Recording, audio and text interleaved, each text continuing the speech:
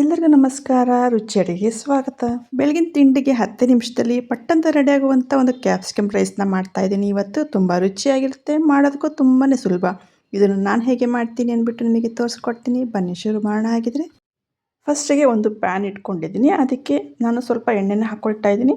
ಜೊತೆಗೆ ಸ್ವಲ್ಪ ತುಪ್ಪನೂ ಕೂಡ ಹಾಕ್ಕೊಳ್ತಾ ಇದ್ದೀನಿ. ಇದು ಬರೀ ತುಪ್ಪದಲ್ಲೂ ಕೂಡ ಮಾಡ್ಬೋದು.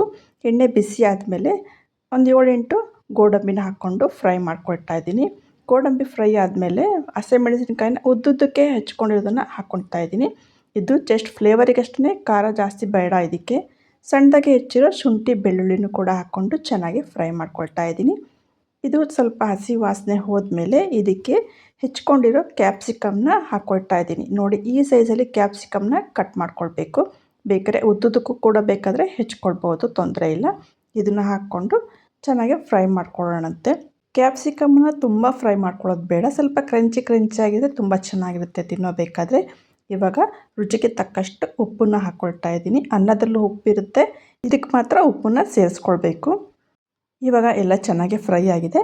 ಇದಕ್ಕೆ ಅರ್ಧ ಸ್ಪೂನಷ್ಟು ಜೀರಿಗೆ ಪೌಡರ್ನ ಸೇರಿಸ್ಕೊಳ್ತಾ ಇದ್ದೀನಿ. 1/4 ಸ್ಪೂನಷ್ಟು ಧನಿಯಾ ಪೌಡರ್ನ ಸೇರಿಸ್ಕೊಳ್ತಾ ಇದ್ದೀನಿ.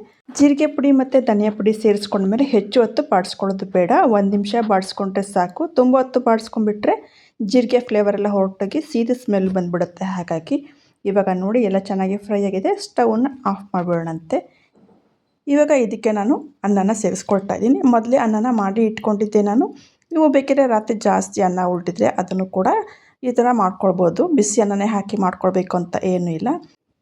ಲಾಸ್ಟಲ್ಲಿ ಇದಕ್ಕೆ ಸಣ್ಣದಾಗಿ ಹೆಚ್ಚಿರೋ ಕೊತ್ತಂಬರಿ ಸೊಪ್ಪನ್ನು ಕೂಡ ಹಾಕ್ಕೊಂಡು ಕಲಿಸ್ಕೊಳ್ತಾ ಇದ್ದೀನಿ. ಇದಕ್ಕೆ ನಿಂಬೆಹಣ್ಣಿನ ರಸ ಕೂಡ ನೀವು ಸೇರಿಸ್ಕೊಂಡು ಕಲಿಸ್ಕೊಳ್ಬೋದು, ಅದು ಕೂಡ ತುಂಬಾ ರುಚಿ ಕೊಡುತ್ತೆ. ಇವಾಗ ಎಲ್ಲದೂ ಕಲಿಸ್ಕೊಂಡಾಗಿದೆ. ಕ್ಯಾಪ್ಸಿಕಮ್ ರೈಸು ತಿನ್ನೋದಕ್ಕೆ ರೆಡಿಯಾಗಿದೆ. ನೋಡಿ ಎಷ್ಟು ಈಸಿಯಾಗಿ ಮಾಡ್ಬೋದು ಅಲ್ವಾ. ತುಂಬಾ ರುಚಿಯಾಗಿರುತ್ತೆ, ತುಂಬಾ ಬೇಗನೂ ಕೂಡ ಆಗೋಗುತ್ತೆ. ಒಂದು ಕಡೆ ಅನ್ನಕ್ಕೆ ಇಟ್ಕೊಂಡು ಇನ್ನೊಂದು ಕಡೆ ಒಗ್ಗರಣೆ ರೆಡಿ ಮಾಡಿಕೊಂಡ್ರೆ ಕ್ಯಾಪ್ಸಿಕಮ್ ರೈಸು ಬೇಗನೆ ರೆಡಿಯಾಗೋಗುತ್ತೆ. ನೋಡಿ, ನಾನು ಪ್ಲೇಟಿಗೆ ಹಾಕಿ ಸರ್ವ್ ಮಾಡಿ ಇಟ್ಟಿದ್ದೀನಿ. ಈ ರೆಸಿಪಿ ನಿಮಗೆ ಹೇಗನ್ನಿಸ್ತು? ಈ ರೆಸಿಪಿ ನಿಮಗೆ ಇಷ್ಟ ಆಗಿದೆ ಶೇರ್ ಮಾಡಿ, ಲೈಕ್ ಮಾಡಿ, ಕಮೆಂಟ್ ಮಾಡಿ. ಹಾಗೆ ಹೊಸದಾಗಿ ನಮ್ಮ ಚಾನಲ್ ಯಾರ್ಯಾರು ನೋಡ್ತಿದ್ದೀರಾ ಅವರೆಲ್ಲ ಸಬ್ಸ್ಕ್ರೈಬ್ ಮಾಡಿ. Thank you.